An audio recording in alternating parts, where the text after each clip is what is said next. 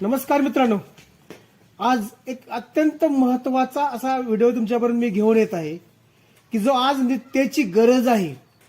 बऱ्याच लोकांना आज पाहतोय आपण किडनी स्टोनचा त्रास सहन करावा लागतोय आणि याच्यातून मुक्ती मिळवण्यासाठी जो अत्यंत जालिम असं औषध ज्याला म्हणतो आपण, ते घरगुती उपाय ज्याला म्हणतो आपण, तो उपाय आपण कशा रीतीने करायचा आणि अगदी 5 mm पासून 21 mm पर्यंतचे खडे आपले कसे बाहेर काढायचे हे आपण आजच्या व्हिडिओच्या माध्यमातून तुम्हाला सांगणार आहे. मित्रांनो, तुम्हाला विश्वास वाटणार नाही, पण तुम्ही करून बघा. निश्चित हे केल्यानंतर त्याचा तुम्हाला उपयोग काय समजून लक्षात येईल. तुमच्या प्रामुख्यानं सगळ्यात महत्वाची गोष्ट आहे की आपला विश्वास असणं महत्वाचं आहे. आपण एखाद्या व्यक्ती सांगतो म्हणजे त्यावर विश्वास ठेवत नाही आणि त्याच्याऐवजी आपण काय करतो, मेडिकलच्या औषध गोळ्या खातो आपण. आणि मेडिकलची औषध गोळ्या खाण्याने काय होतं की आपल्या किडनी आपण बर्बाद करतो.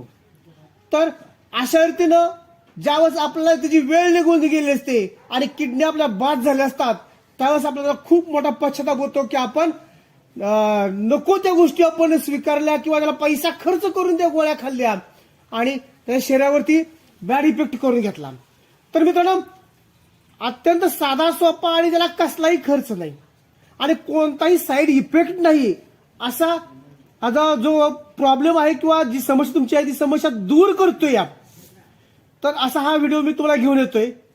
त्यासाठी ज्या ज्या व्यक्तीला किडनी स्टोनचा त्रास आहे, ज्यांनी आतापर्यंत लेझरच्या साह्यानं वारंवार एक वेळा 2 वेळा ऑपरेशन केलेत, परंतु तरी सुद्धा तेवढ्यापुरते खडे नष्ट होतात, फुटतात आणि पुन्हा अजून ते खडी निर्मिती होते.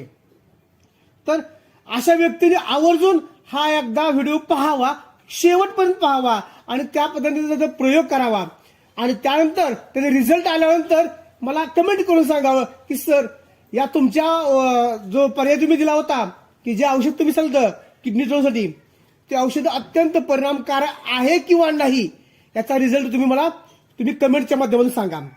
तर मित्रांनो, त्यासाठी तुम्हाला आवश्यक आहेत काय, तर छोट्याशा 2 गोष्टी त्या आपल्या घरात उपलब्ध असतात. आपण नियमित भाजी खातो, कारल्याची भाजी खातो, त्यातलं पैकी कारलं आपल्याला एक आवश्यक आहे. एकच कारलं, एक वेळेचं औषध बनवायला एकच कारलं आवश्यक आहे. त्यानंतर खायचा सोडा आपल्या घरात असतो, तर खायचा सोडा सुद्धा आपल्याला गरजेचा आहे. एक कारलं आणि साधारणतः अर्धा ते पाऊण चमचा हा खायचा सोडा, आपण ह्या 2 गोष्टी आपल्याला आवश्यक आहेत. तर मित्रांनो, ज्यावेळेस आपण जी कारल्याची निवड करतो, आता आज बाजारात आपण पाहतोय की खूप लांब अशी कारली आपल्याला पाहायला मिळतात. तर अशी कारली घ्यायची नाहीयेत. छोटीशी गोलाकार असणारी, ताई माझ्याजवळ कारले आहेत बघा, गोलाकार छोटीशी कारले आहेत. तर अशी कारल्याची निवड करायची की जेणेकरून त्या कारल्याचा आपल्याला रिझल्ट चांगला आपल्याला पाहायला मिळतो. तर अशी कारली आपण बाजारातून उपलब्ध करा किंवा तुमच्याकडे घरी झाड असेल तर त्या झाडाची तुम्ही तोडा आणि त्याचा यासाठी वापर करा. तर एक कारलं घ्या, याचे काप तयार करा, छोटे छोटे काप तयार करा, चाकूच्या साह्याने कट करून स्वच्छ ती काप धुवून घ्या, मिठाच्या पाण्यातून धुवून घ्या. कारण कारलं हे वेलावरती वाढलेलं असतं आणि त्याच्यावरती धुळीचे अनेक कण बसलेले असतात आणि धुळीच्या कणामुळे साईड इफेक्ट आपल्या शरीराला इतर त्रास आपल्याला सहन करावा लागतो. तर यापासून आपली मुक्ती व्हावी यासाठी आपण काय करायचं, मिठाच्या पाण्यामध्ये कारलं स्वच्छरित्या धुवून घ्या आणि धुवून घेतल्यानंतर जे आपल्याकडे मिक्सर असतं तर मिक्सर साह्याने काय करा, ते काप सगळे भरडून घ्या, म्हणजे त्याची पेस्ट तयार करा. पेस्ट मधून जस्ट पेस्ट तयार होती आपली, ती पेस्ट काय करायची आपल्याला की स्वच्छ फडकं घ्यायचं, एखादं कापड घ्यायचं आणि त्या कापडासाठी ती वस्त्र काय करायची. साधारणतः 1 चमचा, हा 1 चमचा रस आपल्याला एका वेळेला सफिशियंट आहे, भरपूर आहे. 1 ते 2 चमचे, 2 चमचे घेतले तरी कुठलाही साईड इफेक्ट नाही, कारण नेहमी आपण आहारामध्ये कारलं घेतो. तर मित्रांनो, कोणताही साईड इफेक्ट नाही, काय नाही. जे आहार आपण रोज खातोय आपण तेच आपण घेतोय. त्यामुळं 1 चमचा काय 2 चमचे घेतलं तरी आपल्याला काहीच फरक पडत नाही. आणि या 2 चमचे साधारण घेतला पण त्याच्यामध्ये साधारणतः आपल्याकडे खायचा सोडा असतो. हा खायचा सोडा अर्धा ते पाऊण चमचा आपण घ्यायचा आहे.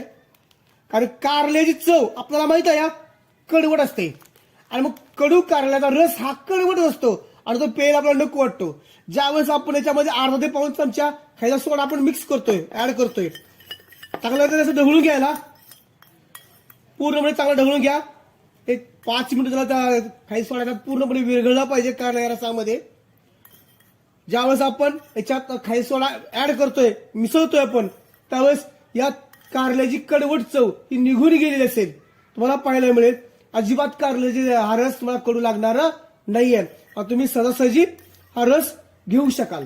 मित्रांनो, ज्या व्यक्तीला 5 mm पासून अगदी 21 mm पर्यंतचा किडनी स्टोन आहे, अशा व्यक्तीने जर हा रस आपण जर घेतला, साधारणतः मला विश्वास वाटणार नाहीये, पण जे जे लहान खडे नाही 5 mm चे, 5 mm 7 mm चे पर्यंतचे खडे आहेत, तर रस घेतल्यानंतर 1 तास ते 2 तासामध्ये तुमचे पडलेले तुम्हाला पाहायला मिळतील. आणि खरंच तुम्ही रिझल्ट मला सांगचाल की खरंच पडले का नाही खडे. ते जे मोठे कडे आहेत, साधारण 3 दिवस तुम्हाला रस घ्यावे लागेल. अगदी 15 mm 20 mm 21 mm पर्यंत खडे आहेत, तर तुम्हाला सलग 9 दिवस हा कारल्या रस आणि ही जो खायचा सोडा आहे एकत्र करून तुम्हाला 9 दिवस घ्यावं लागेल. 9 दिवस घेतल्यानंतर तुमच्या लक्षात येईल की आपली किडनी पूर्णपणे क्लीन झालेली आहे. किडनीमध्ये एकही स्टोन राहिलेला नाहीये. ज्यावेळेस किडनी स्टोन असतो आपल्याला, त्यावेळेस पोटी-ओटीमध्ये किंवा पाठीमध्ये आपल्याला वेदना होतात, तर ह्या वेदना तुमच्या पूर्णपणे नष्ट झालेल्या तुम्हाला पाहायला मिळतील.